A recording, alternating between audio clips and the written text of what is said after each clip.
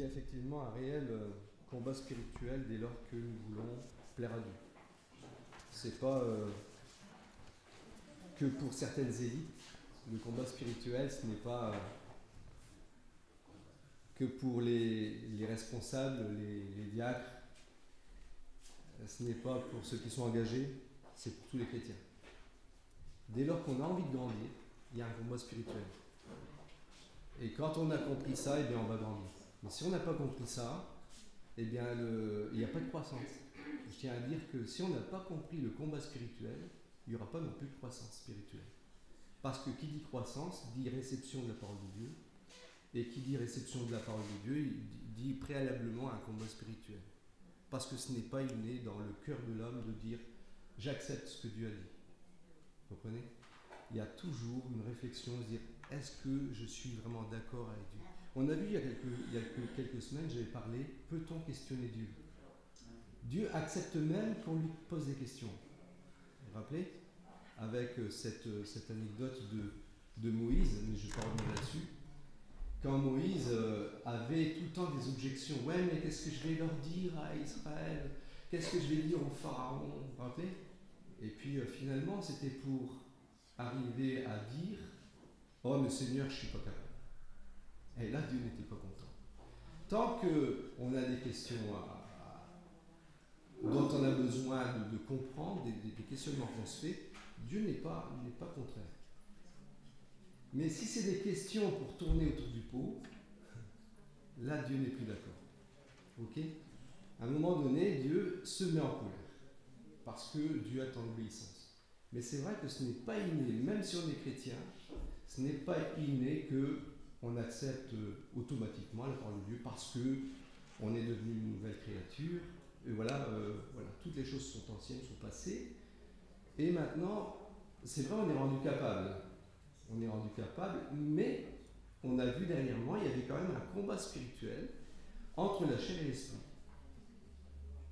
La chair qui a des pensées contraires à l'esprit et qui ne peuvent pas s'entendre, ils ne s'entendront jamais de toute façon.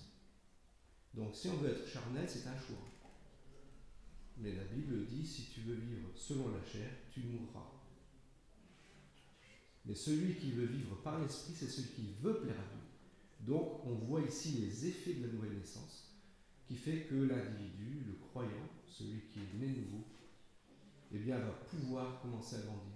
Mais dans cette croissance, c'est clair et net, il y a toujours une décision personnelle. C'est jamais automatique. Ok ? C'est toujours parce qu'on apprend quelque chose de la part de Dieu et on a décidé de dire oui Seigneur, je veux faire comme toi tu penses. J'ai du mal mais j'accepte. Je voudrais ce matin me mettre en relief dans la parole de Dieu un sujet qui, souvent, je me suis rendu compte, a posé problème. Quand on parle de juger, il y a jugement et jugement. Est-ce qu'on peut juger ? Certains diront non. Certains diront bah oui. Mais en fait, effectivement, il y a jugement et jugement. Et j'aimerais, pour ouvrir ce sujet, prendre deux exemples. Commencer par deux exemples.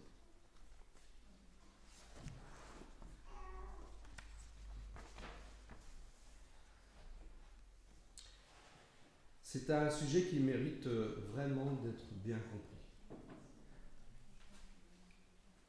Encore une fois, c'est un sujet qui fait que le diable peut aussi avoir une emprise parce que, eh bien, on peut avoir un faux raisonnement. Et là où il y a un faux raisonnement, il y a un jugement de Dieu. Qu'il soit clair. Il y a un jugement de Dieu. De Dieu qui est amour, qui nous aime tellement, qui ne veut pas nous juger, qui ne veut absolument pas que nous, enfants de Dieu, nous allions à côté l'essentiel. Néanmoins, dans son amour, Dieu va essayer de nous corriger, de nous montrer les choses. Il y a souvent de la confusion lorsque certaines situations de péché moraux sont mises en évidence. Certains diront il ne faut pas juger. Alors que dans d'autres situations, où rien ne laisse présager une attitude de péché, ces mêmes personnes diront « Ah, mais ce qui lui arrive, un accident, une maladie, n'est-ce pas? C'est dû à un péché. » Dans les deux cas, c'est faux. Vous avez compris? Dans les deux cas, le fait de dire voilà, il y a ça, mais on ne peut pas juger, ou alors on ne sait pas, mais on pense qu'il y a péché. Eh bien, c'est faux dans tous les deux cas. Dans la Bible, on voit que châtiment, souffrance, eh bien, on a quelquefois des a priori à cause de cela. Châtiment, souffrance égale conséquence du péché. C'est vrai qu'à l'origine, il n'y aurait pas eu la mort, il n'y aurait pas eu la maladie, s'il n'y avait pas eu la chute d'Adam, la chute de l'homme. Adam et Ève, bien entendu. Adam à cause de Ève. Ok. Mais bon, les deux ont péché finalement. Et dans cette chute, eh bien, l'humanité entière a été précipitée de la vie à la mort. Et on voit que dans l'Écriture, donc, on voit souvent les conséquences du péché dans l'homme. Mais justement, à cause de cela, il y a des cas qui mènent un petit peu à une certaine confusion si on ne connaît pas Dieu. Il faut connaître Dieu pour comprendre. Par exemple, quand on arrive à l'histoire de Job, on connaît tous, je pense, l'histoire de Job. En tout cas, si on ne la connaît pas, il faut vraiment la lire parce que c'est vraiment intéressant. Dans les premiers versets, on voit que dans Job chapitre 1, l'Éternel dit à Satan « As-tu remarqué mon serviteur Job? Il n'y a personne comme lui sur la terre. C'est un homme intègre et droit, craignant Dieu et se détournant du mal. » C'est Dieu qui le dit, et ça c'est super parce que la Bible dit que ce soit un autre qui te loue et non pas toi-même. Et là, cet autre, c'est Dieu lui-même qui prend position pour nous, qui dit « Ah, celui-là, je l'apprécie bien. » Moi, j'aimerais que chaque jour, Dieu puisse dire ça. « Ah, lui, il est super. » De la part des hommes, ça m'est égal, mais si c'est Dieu qui le dit, alors là, ça m'intéresse. On voit dans l'histoire de Job qu'il va être durement éprouvé parce que le diable eh bien, va proposer à Dieu un défi. Si tu le touches, tu touches sa famille, tu touches tous ses biens, eh bien, il va te renier. Dieu va permettre, il va dire, ok, bah vas-y, touche à sa famille, touche à ses biens, et on verra. Il va perdre tous ses enfants. Il va perdre tout ce qu'il a. Vous savez, quand on perd un enfant, c'est déjà quelque chose de terrible. Quand on perd tout ce qu'on a construit, bâti pendant des années, et il se retrouve même avec une maladie, on verra qu'il se retrouve même avec une maladie dans laquelle sa femme va jusqu'à lui dire « Comment? Dieu t'a abandonné. Renie-le. » Job répondra « Dieu a donné, Dieu a repris. L'Éternel a donné, l'Éternel a repris. Que le nom de l'Éternel soit glorifié. » Et justement, quand on chante les cantiques, vous savez ce qui revient souvent, à toi la gloire, c'est que la finalité de tout ce que nous faisons, c'est la gloire de Dieu. C'est jamais notre gloire à nous. Tout ce qu'on fait, c'est pas pour nous. Si on le fait pour être bien vu des autres, ça ne vaut rien du tout. Mercredi, on parlait même des offrandes. Si même vous donnez 100 000 € à l'offrande, et que ce n'est pas fait à la gloire de Dieu, Dieu n'en a pas besoin. Ça ne rapporte rien au royaume de Dieu. Vous avez compris ce que je dis? Ça peut étonner. Mais c'est comme ça parce que Dieu va bénir les centimes qui sont donnés dans le sacrifice pour la gloire de Dieu. Je dis bien dans le sacrifice parce que si c'est du superflu, là aussi, ça ne perturbe pas. Mais il y a vraiment des leçons, même par rapport à l'offrande, parce que c'est fait pour la gloire de Dieu, c'est fait avec amour pour Dieu. Dans ces chapitres, on découvre une chose. C'est justement quand on est dans une grande épreuve, on découvre les vrais amis. N'est-ce pas? Quand vous êtes riche, vous avez plein d'amis. Quand vous avez tout perdu, c'est là que vous voyez si vous aviez des amis. Ok? Et là, eh bien, on voit que après plusieurs jours, il y a 3 de ses amis qui vont venir voir Job. Et ils vont commencer à lui dire, mais Job, quand même, si t'arrive tout ça, tu devrais te poser des questions. Tu devrais commencer à te repentir, n'est-ce pas? Parce que tu as dû faire des choses graves.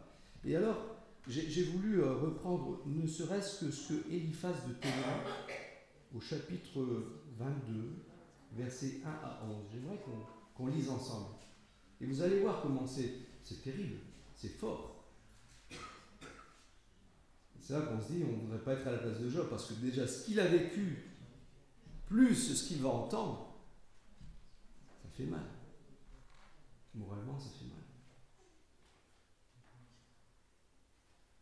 Eliphaz de Théman prit la parole et dit, donc chapitre 22, versets 1 à 11.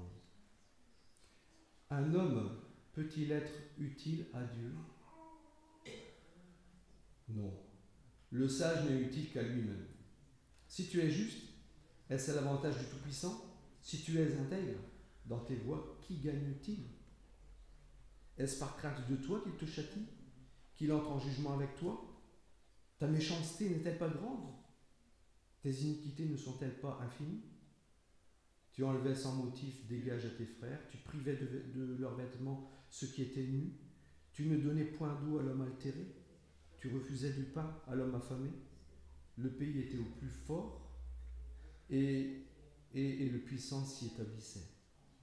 Tu renvoyais les veuves avides, les bras des orphelins étaient brisés, et c'est pour cela que tu es entouré de pièges, et que la terreur t'a saisi tout à coup.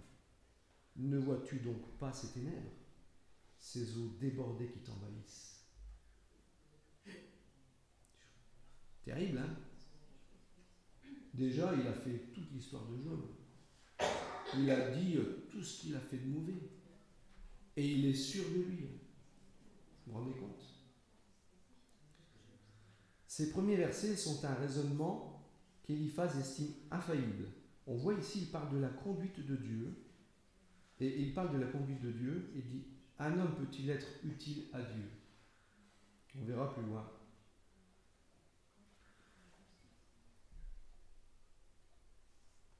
On voit qu'il dit que la conduite de Dieu n'est pas dictée par l'intérêt. Versets 2 et 3. C'est vrai que l'homme ne rapporte rien sur le plan des intérêts, il ne rapporte rien à Dieu. Mais Dieu ne parle pas que d'intérêt. N'est-ce pas? On verra plus loin ce qui intéresse Dieu. Et j'en ai justement souligné l'importance à l'instant. La conduite de Dieu n'est pas dictée par l'intérêt, elle doit avoir sa cause dans l'homme. Mais cette cause, dans le cas spécial de Job, n'est évidemment pas la piété au verset 4, puisque ici, Eliphaz de Théman va ne faire que nommer une attitude de péché dans plein de domaines qu'on a donc lu ensemble. Si donc Job est très malheureux, c'est qu'il a commis de grands péchés. Eliphaz admet ici que les souffrances de Job sont un châtiment, tout comme au verset 3, il n'a même pas examiné s'il n'y a pas des cas où la piété d'un homme contribue à la gloire de Dieu. Il ne s'est même pas posé la question si la vie d'un homme ne contribuerait pas, ne serait pas utile à la gloire de Dieu. Donc il y a vraiment une utilité. Quand tu obéis à Dieu, tu rapportes quelque chose à Dieu. Et même, je vais vous donner un exemple. très très concret.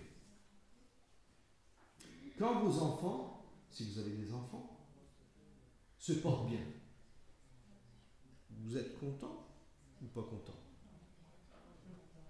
Quand vos enfants réussissent dans la vie, vous êtes content ou vous n'êtes pas content? S'ils ne réussissent pas, vous souffrez ou vous ne souffrez pas? Vous comprenez ce que je veux dire? Il y a une réaction. Donc, ça rapporte quelque chose à Dieu, dans le sens moral, parce que Dieu aime, premièrement. Donc, le bien de ses enfants le réjouit.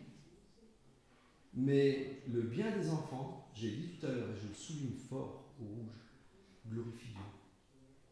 Surtout s'ils ne suivent pas le diable. C'est là que le diable est bien embêté. Il va essayer de trouver des occasions de dire le contraire. Mais quand un homme de Dieu marche dans la crainte de Dieu, eh bien il sera vraiment pour l'honneur de Dieu. Dans Job 42, versets 7 à 8, à la fin de l'histoire de Job, quand l'Éternel eut adressé ces paroles à Job, après qu'il a parlé avec Job, qui bien sûr, à juste titre, il essaye de trouver des raisons pour lesquelles, pourquoi est-ce qu'il m'est arrivé ça? Donc Dieu n'est pas juste, voilà, il se pose des questions. Et puis Dieu va entrer en discussion avec Job. Et il va lui montrer que même dans sa justice, l'homme est imparfait. Et que Dieu a ses bonnes raisons. Ses bonnes raisons. Et à la fin, Job va le comprendre. Et Dieu va dire à Eliphaz de Théman, celui qui a critiqué, qui a jugé Job avec les deux autres, parce qu'ils étaient à trois, il dit: ma colère est enflammée contre toi et contre tes deux amis, parce que vous n'avez pas parlé de moi avec droiture, comme l'a fait mon serviteur Job. Vous n'avez pas parlé de moi avec droiture. Vous avez dit des mensonges au sujet de moi. Vous voyez? Ils se sont fait un concept de Dieu. Comme nous aussi chrétiens, on pourrait se faire un concept de Dieu, qui n'est pas la réalité. Et c'est dans le contexte de toute la parole de Dieu qu'on découvre cette grandeur de Dieu, qui reste infinie. Vous savez, même si on vivait 1 million d'années, je vous dis franchement, on ne connaîtrait pas Dieu à fond. Loin de là. C'est absurde. On peut connaître Dieu que par ce qu'il peut nous révéler, par son esprit.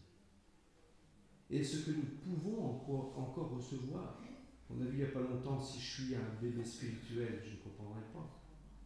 Mais si je mûris spirituellement, je vais commencer à comprendre des choses. Et Dieu va pouvoir me révéler des choses dans la mesure où, dans ma croissance, je suis prêt de pouvoir les comprendre. Rappelez-vous encore une fois, les apôtres, Jésus leur expliquait des choses, ils ne comprenaient pas. Ils ne comprenaient pas. Mais c'était normal.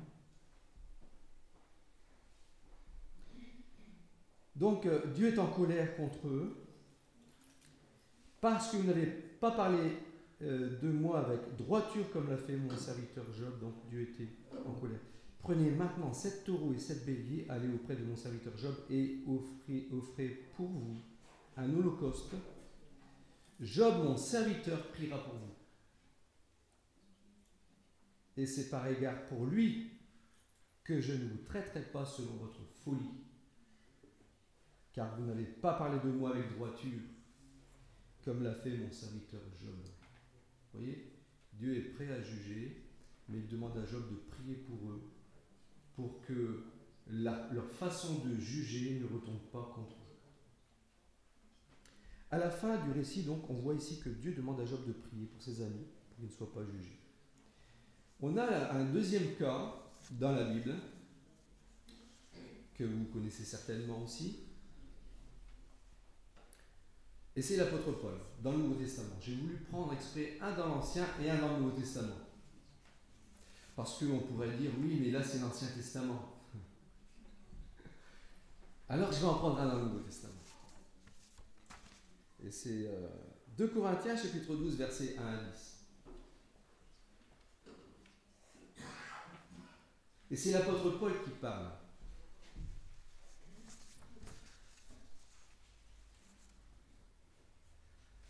Il faut se glorifier, dit-il, ce n'est pas bon.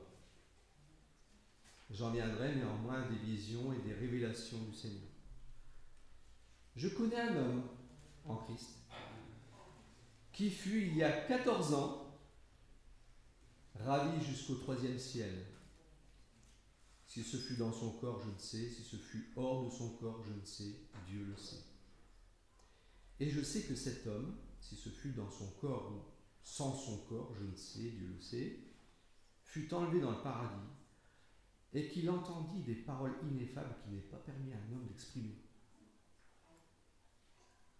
Je me glorifierai d'un tel homme, mais de moi-même je ne me glorifierai pas, sinon de mes infirmités. Si je voulais me glorifier, je ne serais pas un insensé, car je dirais la vérité. Mais je m'en abstiens, afin que personne n'ait à mon sujet une opinion supérieure à ce qu'il voit en moi, ou à ce qu'il entend de moi. Pour que je ne sois pas enflé d'orgueil à cause de l'excellence de ces révélations, il m'a été mis une écharpe dans la chair, un ange de Satan, pour me souffleter et m'empêcher de m'enorgueillir.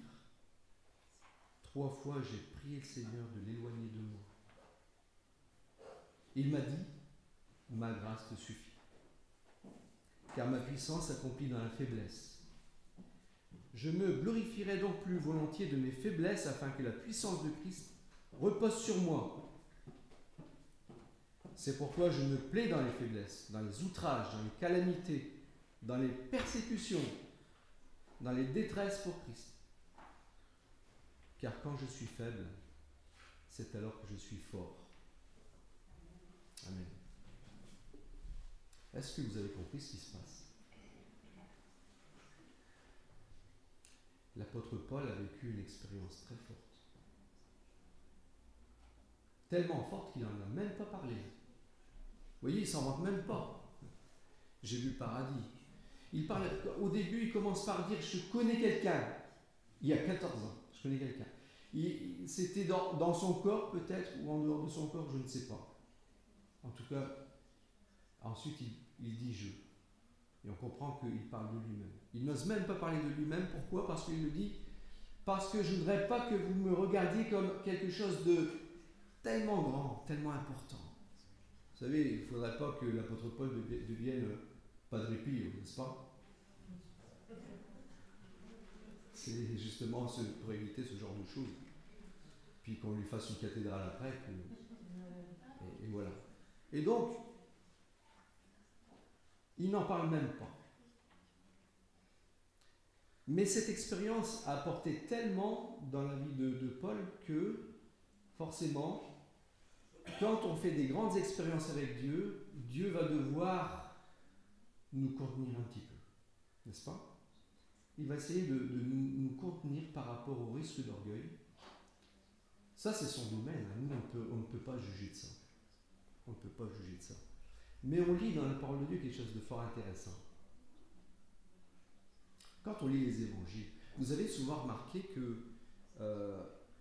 que Jésus chasse, guérit des malades, n'est-ce pas? Guérit des malades. Par exemple, quelqu'un qui est né aveugle, il le guérit, il met de la boue avec de la salive sur les yeux, il le guérit. Et puis un autre qui est aveugle, sourd-muet, et puis il dit à l'esprit, esprit d'infirmité, sort de cet homme ou de cette femme. Vous avez remarqué ça? Parce qu'en fait, il y a des maladies physiques et il y a des maladies spirituelles. Et là, il semble clair que Paul avait une maladie spirituelle. Un ange de Satan pour me souffleter et m'empêcher de m'enorgueillir. 3 fois, j'ai prié le Seigneur. Alors, j'aime bien ce 3 fois. J'ai quand même déjà aussi entendu des chrétiens dire, voilà, quand on est malade, bon, le Seigneur, il dit, ma grâce te suffit. Je suis désolé, mais l'apôtre Paul a quand même prié 3 fois. Ok, donc quand vous êtes malade, priez. N'hésitez pas à prier. Allez voir le médecin aussi, mais priez le Seigneur. Si le Seigneur dit non, eh bien comprenez que ma grâce te suffit. Parce que Dieu veut qu'on soit dépendant de lui. Et quand je suis faible, dit l'apôtre Paul, je suis dépendant de Dieu. Je reste dépendant, je me calme par rapport à mon risque d'orgueil. Je reste humble, je sais que j'ai besoin de sa grâce tous les jours. Et voilà qui fait ma force, qui fait notre force. Parce que quand vous êtes dépendant de Dieu, vous êtes fort. Amen. Je ne sais pas dans les amen, mais je n'oblige pas à dire amen. On peut faire comme dans certains milieux, il faut absolument dire amen. Non, vous faites ce que vous voulez. Hein. Mais moi, je dis la parole de Dieu. Quand on est dépendant de Dieu, on est fort. Donc on voit clairement que ici l'apôtre Paul vivait une maladie. Qui d'entre nous pourrions dire mais c'est à cause du fait que Paul vivait dans le péché? Ben non. C'est parce que le maître de l'école, de cette école, a dit à Paul, voilà, tu resteras comme ça, parce que tu dois rester comme ça, pour me glorifier.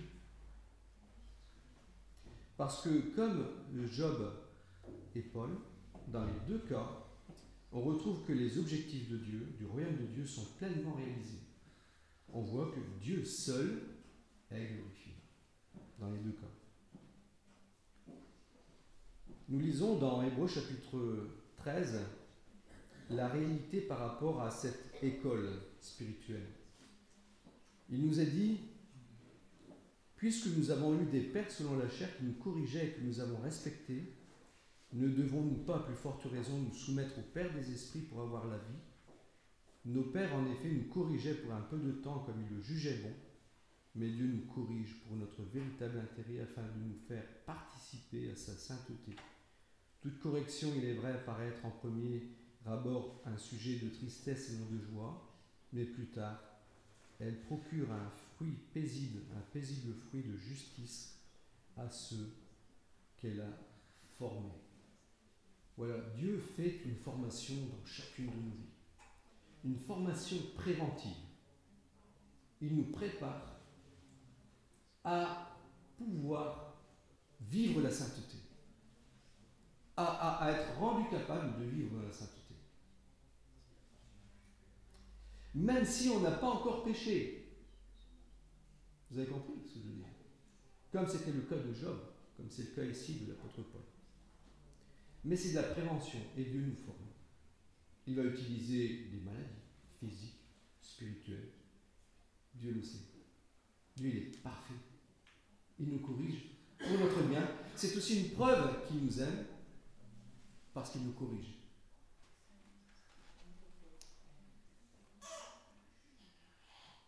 Nous sommes appelés à souffrir. Vous ne serez jamais serviteur de Dieu si vous ne voulez pas souffrir. Je tiens à vous le dire tout de suite. Si vous ne voulez pas souffrir, vous ne serez pas serviteur de Dieu. Paul dit à Timothée dans 2 Timothée, chapitre 1, verset 8, il dit ceci. 2 Timothée 1, 8. N'aie donc point honte du témoignage à rendre à notre Seigneur, ni de moi son prisonnier. Il était prisonnier, et il dit, n'aie pas honte que je sois prisonnier. N'aie pas honte du témoignage à rendre au Seigneur, même si je suis prisonnier. Mais souffre avec moi de l'Évangile, pour l'Évangile, par la puissance de Dieu. Parce que l'Évangile, c'est une puissance. Et quand, dans la souffrance, on est prêt à témoigner de l'Évangile, malgré la souffrance, c'est un sacré témoignage. C'est un sacré témoignage. Dans Timothée 2,3, un autre passage qui dit « Souffre avec moi comme un bon soldat de Jésus-Christ ». Tous ceux qui voudront vivre pieusement en Christ, il dit ailleurs, seront persécutés. Donc, si vous ne voulez pas persécuter, il ne faut pas suivre le Seigneur. Ah ouais, oui. Jésus l'a dit, il ne faut pas se faire d'illusions. Si vous voulez être un vrai témoin, vous allez être persécuté, vous allez souffrir. Mais vous savez, je préfère souffrir avec la présence du Seigneur dans ma vie, avec sa paix, l'assurance du salut, la joie de lui appartenir, la joie de savoir que quand il reviendra, je serai pris. Parce que ça, c'est des assurances qui sont fondées sur la parole de Dieu et non pas sur mes impressions. Ah, je sens, Seigneur, non. C'est le Seigneur qui le dit, j'y crois. Et donc, en conclusion, par rapport à cette première partie, dans 1 Corinthiens, chapitre 4, verset 5, il nous dit, l'apôtre Paul dit ceci, c'est pourquoi ne jugez rien avant le temps jusqu'à ce que vienne le Seigneur qui mettra en lumière ce qui est caché dans les ténèbres et qui manifestera les desseins des cœurs.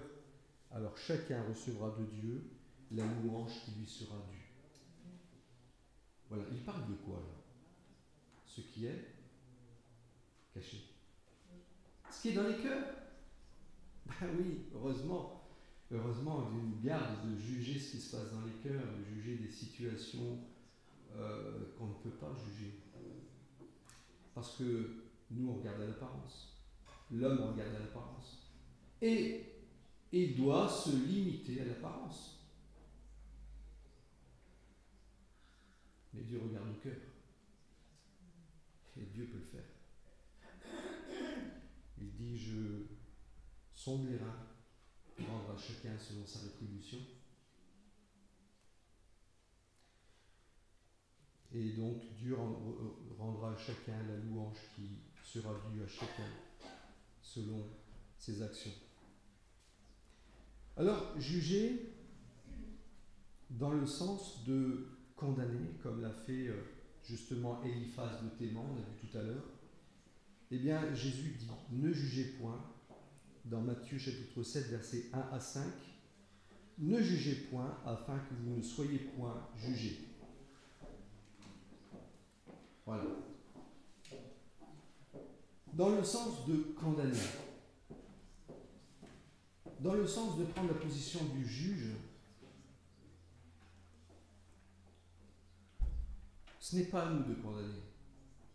Nous, on peut simplement constater, on verra un peu plus loin, constater une situation et dire, voilà, ce n'est pas à la gloire de Dieu, ou c'est à la gloire de Dieu.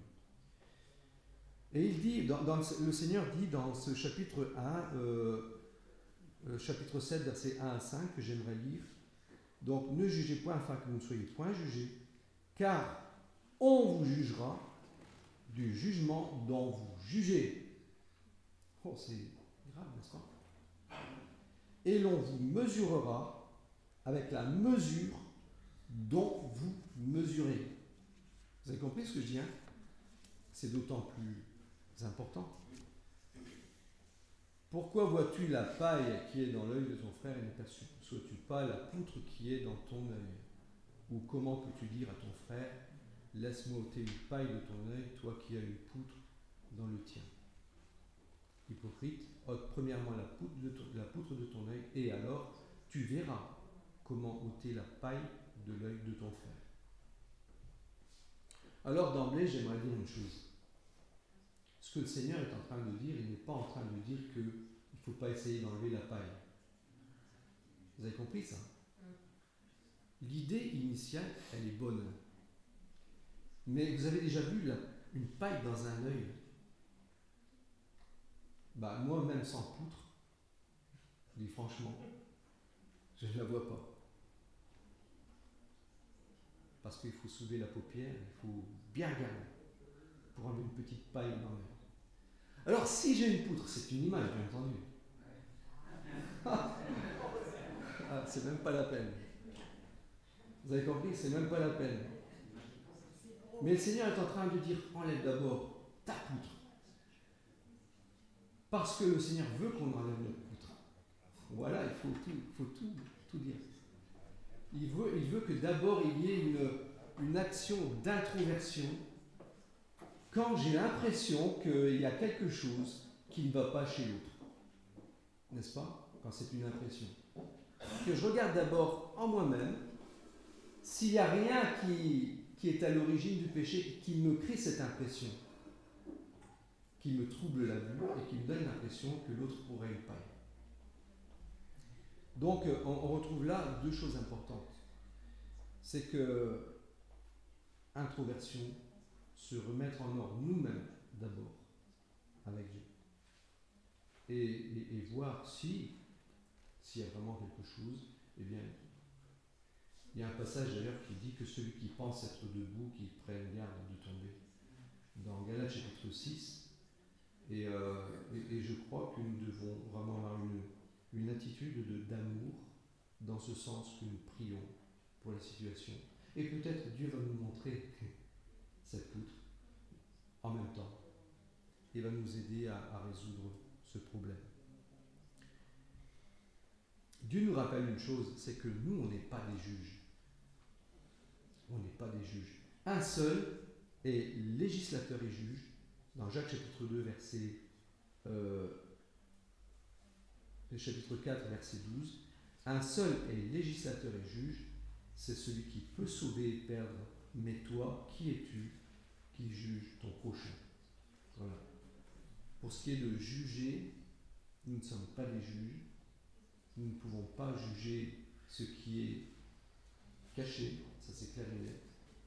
Dans ce qui est apparent, nous pouvons simplement demander à Dieu de nous guider, à mettre en évidence ce qui n'est pas la gloire de Dieu.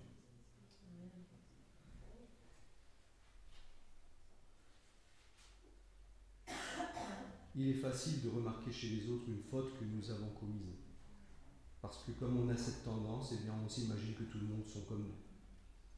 Examinons donc nos propres intentions pour nous juger nous-mêmes. Discerner la racine du péché qui a causé l'action que nous jugeons chez l'autre. Puis discerner la même racine en nous, c'est-à-dire la poutre. Parfois nous compensons nos faiblesses par des bonnes actions. Et Dieu se sert de notre tendance à juger pour révéler les causes profondes de nos manquements. Racine d'amertume, par exemple. Donc on n'est pas juge. Au verset 6 du chapitre 7, ne donnez pas les choses saintes aux chiens et ne jetez pas vos perles devant les pourceaux, de peur qu'ils ne les foulent aux pieds, ne se retournent et ne vous déchirent. C'est la suite du verset. Comment faites-vous pour remarquer la différence chien, pourceau, n'est-ce pas? Vous faites une différence. Vous voyez, vous faites une distinction, un discernement dans lequel vous ne pouvez pas jeter des perles. C'est tentant parfois de dire voilà, je vais évangéliser ces personnes, mais ils ont entendu l'évangile pendant 10, 20 ans. Et j'ai l'impression qu'on veut vraiment absolument les convertir un petit peu comme, vous savez, comme par la force. Nous devons faire une distinction entre ceux qui rejettent la parole de Dieu, qui veulent vivre dans le péché, l'image du pourceau, des chiens qui mordent, qui sont méchants, n'est-ce pas? Dès qu'ils ont l'occasion de vous mordre. On retrouve là des attitudes, mais notre réaction, c'est quoi? C'est de discerner. Donc, ce n'est pas juger ce qui est caché, c'est de discerner la situation dans la mesure où nous pouvons le faire. Un peu plus loin, Jésus dira encore, regardez, et vous voyez que tout se met bien dans l'ordre, finalement. Gardez-vous des faux prophètes, verset 15. Ils viennent à vous en vêtements de brebis, mais au-dedans, ce sont des loups ravisseurs. Vous les reconnaîtrez à leurs fruits. Moi, je peux reconnaître un fruit à moins que je sois aveugle. Vous êtes d'accord? Si je suis aveugle, je ne vois pas. Je ne fais pas la différence. Et puis, bien sûr, je peux le goûter, mais je ne peux voir le fruit sur l'arbre et la qualité de l'arbre que si je vois le fruit.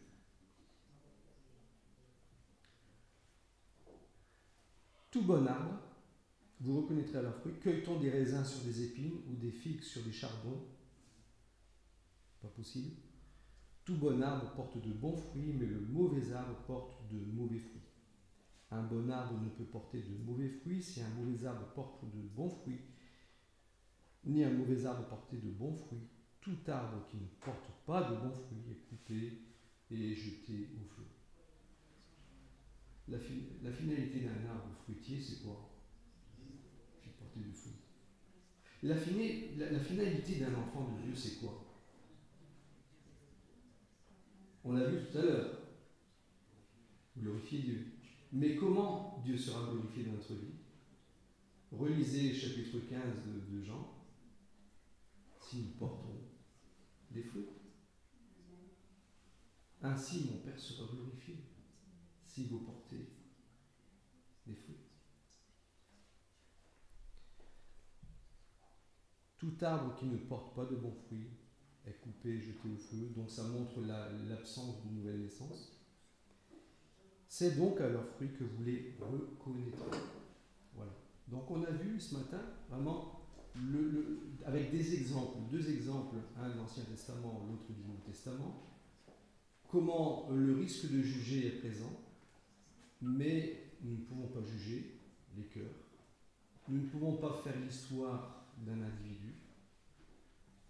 Nous pouvons simplement discerner une attitude qui est un fruit d'un raisonnement, d'une manière de penser, d'une manière de vivre, et donc qui va se manifester par un comportement. Ok? Et je termine avec ce passage de l'apôtre Paul. Je termine tout juste en même temps. Merci Seigneur, parce que c'est un sujet quand même assez long. Paul dit dans le chapitre 14, versets 20 à 24, mais je lirai que le verset 20. Frères, ne soyez pas des enfants sous le rapport du jugement, mais pour la malice, soyez des enfants. Voilà un cas où l'apôtre dit de rester enfant, de rester petit. C'est par rapport au mal. L'enfant ne se pose pas de questions, ne va pas trop loin dans le questionnement. Vous savez, en matière de jugement, nous devons faire attention de ne pas commencer à chercher des raisonnements qui n'existent pas. Restons des enfants sous le rapport du jugement. Pour la malice, soyez des enfants. Ne soyez pas des enfants sous le rapport du jugement, mais pour la malice, soyez des enfants. Et à l'égard du jugement, soyez des hommes faits. C'est-à-dire que quand on est adulte, quand on a grandi, quand on a compris le message de la parole dans de nombreux domaines, on va être capable de discerner ce qui est acceptable, ce qui est dans le plan de Dieu, dans la volonté de Dieu, et ce qui ne l'est pas. Je disais au début du message que l'enfant ne discerne pas, mais l'adulte fait la différence. Amen.